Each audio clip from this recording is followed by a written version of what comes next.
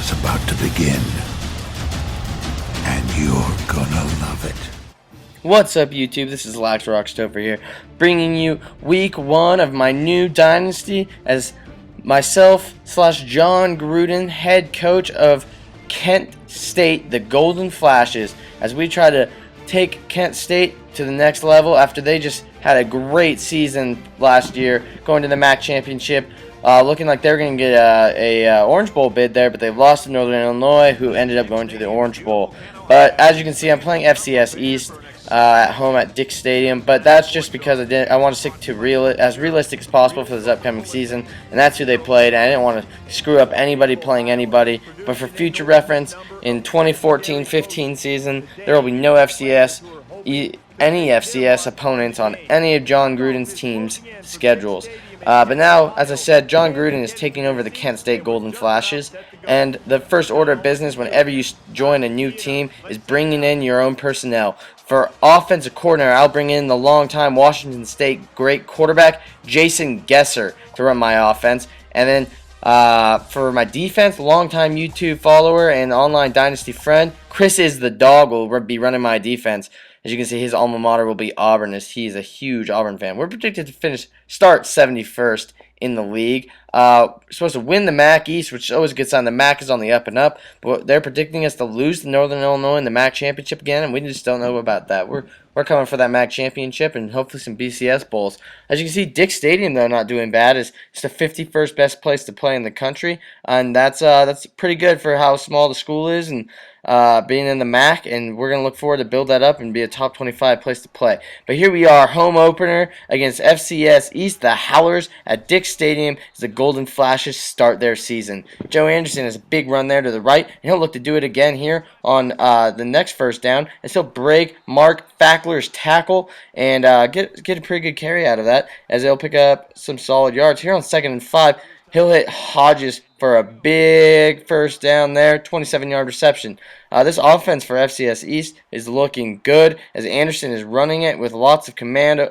And there you can see a drop passer that will put them right about at the 6-yard line. Big drop there, but Anderson is not worried, as he will find Steve Hodges again. Steve Hodges is just killing us, as he is just catching everything thrown at him, and no one can seem to cover him over the middle. But there, Joe Anderson will get a touchdown on a read option, and that will put FCS East up by 7 here. As you can see, there it is, Jon Gruden coaching his first game at Kent State. Chucky Fisher here gets hit, and that one will fall to the ground. David Fisher, someone I've got a lot of hope in, as I like to throw the ball a lot, but I'm excited to have that man right there, who the offense will probably run through most of the season. Dree Archer. Disclaimer time. I have no relation to Kent State before this dynasty, obviously, as I'm from Idaho, and so I might get a couple of the pronunciations wrong. I've been on ESPN3 and YouTube trying to watch some games and catch some highlights of Kent State, and so I can pronounce names properly. But any help that any Kent State fans or anybody else that knows anything that can help me commentate these videos is going to be much appreciated, and please leave a comment below. But while I was explaining all that boring nonsense, we kicked a field goal as we were in a promising touchdown land, but only walked away with 3 points there. Now we're at a 4-point deficit at home. First game of the season to an FCS opponent? This can't happen, as Jon Gruden cannot lose his first game taking over the Kent State Golden Flashes, a program on the up and up, and a potential MAC champion. That was a big stop there, but then roughing the passer is going to put them in an amazing field goal position. Anderson and that read option has been killing us all game. As you can see, he breaks another tackle, and he gets a 15-yard gain there, and they're in the red zone all of a sudden. Jones, the star running back, will make a couple good cuts here and scamper his way into the end zone. They got 77 yards rushing already between those two guys. Kent State's defense has got to do something. Chris is the dog, has got to dial up some kind of strategy, and Gruden's got to help him out, because we cannot let them run all over us. You just saw the total yardages there. It's not even funny how we are being outran in this game right now with Dree Archer in the backfield. That should not happen. But David Fisher will pick up a big 3rd and 19 right there to Casey Price. And Fisher, hitting Price again. We'll get in the red zone now. Try 7 of 8. Good accuracy. The only one that came down was that one where he threw it as he was being hit. Touchdown there to Casey Price, and that will make it a 4-point game again.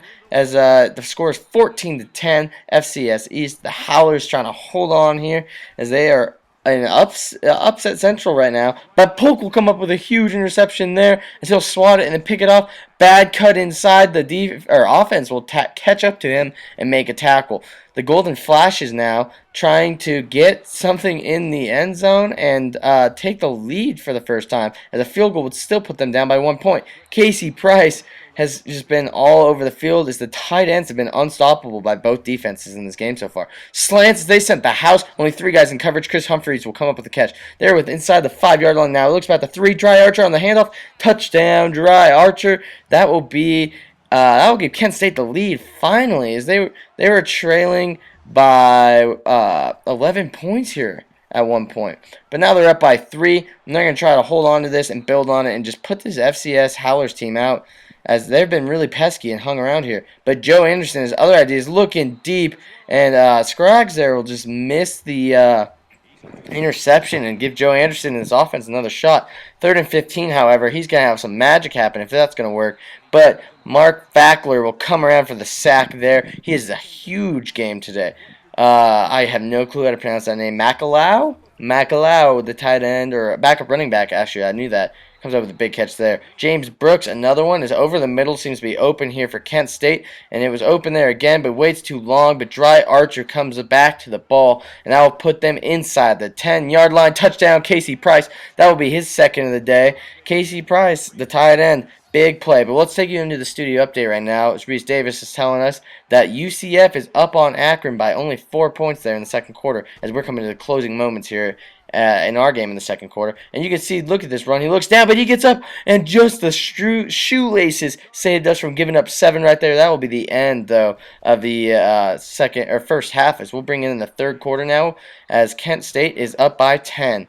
Sack there. That's not helpful. Well, yeah, we'll look at the last 5 drives. Touchdown, field goal. The only one that was bad was that first drive. Other than that, played pretty great. But we don't want field goals. We want touchdowns. That's the point of this offense. But on 4 possessions, we will take 4 scores. Big pass there to Fackler. I'm gonna take it. Kent State fans, you gotta help me out here. That Bryce or Bruce Facker is indeed related to Mark Facker, the defensive end, because that's just ironic that they're both 2 big white guys that play D end and tight end. They gotta be related, right?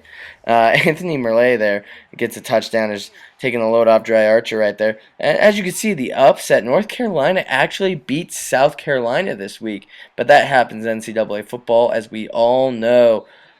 Steve Hodge comes up big again, and that has been the story of the game for this FCS Howlers offense. If they're not running the read option with Jones and Anderson, Anderson's looking for Hodges. And right there you can see why. Jackson has a wide open catch there. Probably could have got a touchdown, had to dive out for a little bit, but he drops it. And so they will go back to what's been working and put it back on Anderson's legs. And but Rogers coming up with a big player, getting inside the 5-yard line. As this Anderson has been impressive all game. I'm surprised he's an FCS team. I think he could start for almost some of the lower level FBS teams. But the end of the third quarter is only a 10-point game here at Dick Stadium, as Jon Gruden is trying to pick up his first win here with Kent State. At the end, we'll take you to the a little update from the fourth quarter there in South Florida, or Central Florida, I guess it would be, as they are holding on to a 4-point lead over Akron. Can they hold out? We will see.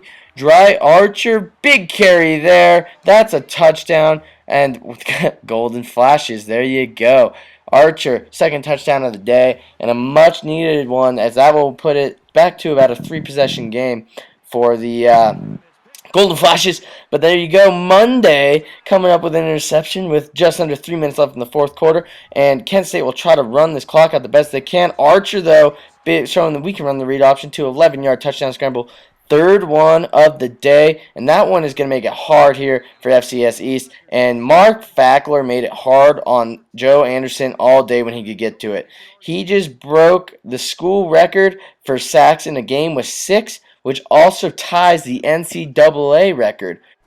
Yeah, but you'll see here that the Kent State Golden Flashes will run out the clock here, wrapping up Jon Gruden's first victory at the helm of the the Kent State Golden Flashes. That might trick me up all season, but I'm going to work on it. I hope you all enjoyed it.